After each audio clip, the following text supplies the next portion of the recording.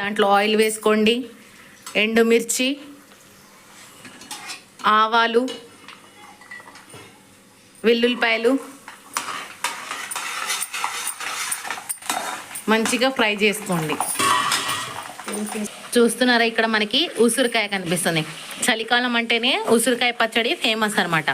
లైట్గా ఉసిరికాయల్ని ఫ్రై చేసి కారం, ఉప్పు, లైట్గా ఫ్రై చేసిన ఉసిరికాయ, కారం, ఉప్పు ఇలాగా 3 days ముందు మగ్గబెట్టుకోండి ఖచ్చితంగా. 3 days తర్వాత మనం ఓపెన్ చేసుకొని ఆవాలు, మెంతి పొడి మిక్సీ చేసుకొని దాంట్లోకి కలుపుకుందాం.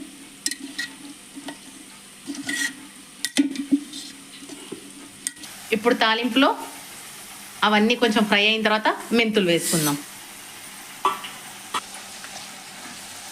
కొంచెం ఆయిల్ ఎక్కువ వేసుకొని ఇలా మనం ఎండుమిర్చి, ఆవాలు, వెల్లుల్లిపాయలు, మెంతులు, కొంచెం చిటికెడు హింగువ చూడండి మంచిగా ఫ్రై అయింది. ఇప్పుడు లాస్ట్లో కొంచెం కరివేపాకు.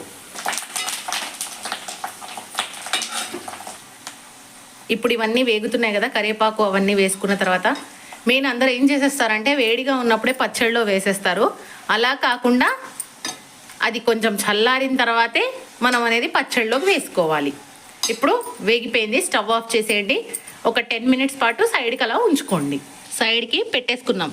ఇలా 10 minutes అయిన తర్వాత మనం పచ్చడిలోకి కలుపుకోవాలి. మనం 3 days ముందే ఉసిరికాయల్ని కొంచెం వేపుకొని ఆయిల్లో కారం, ఉప్పు వేసి మిక్స్ చేసుకొని మగ్గబెట్టుకోవాలి. ఆ తర్వాత 3 days తర్వాత జీలకర్ర, మెంతి పొడి వేసుకున్నాం కదా, ఆ తర్వాత మనం తాలింపు. ఇది చల్లారిన తర్వాత ఆవాలు, మెంతి పొడి ఎంత బాగా వాసన వస్తుందంటే అసలు మామూలుగా వాసన రావట్లే. ఆ తర్వాత మనం ఇలాగా తాలింపుని చల్లబెట్టుకొని ఆ తాలింపుని మనం పచ్చడిలో కలుపుకోవాలి. ఇంతే, ఉసిరికాయ పచ్చడి రెడీ అయిపోయింది. ఆఫ్టర్ 10 minutes మనం చల్లారిపోయింది. ఇప్పుడు వేసుకుంటున్నాం తాలింపుని పచ్చడిలోకి. అంతే, చూసారా ఉసిరికాయ పచ్చడి ఎంత కలర్ఫుల్గా ఎంత బాగుందో. ఇలా ఈసారి ఉసిరికాయ పచ్చడిని పెట్టుకోండి, చాలా టేస్టీగా ఉంటుంది, చాలా కలర్ఫుల్గా ఉంటుంది, చాలా అసలు సూపర్గా ఉంటుంది అనమాట. మీరు కూడా ఒకసారి ట్రై చేసి ఎలా వచ్చిందో కింద కామెంట్ చేయండి. Please like, share and subscribe.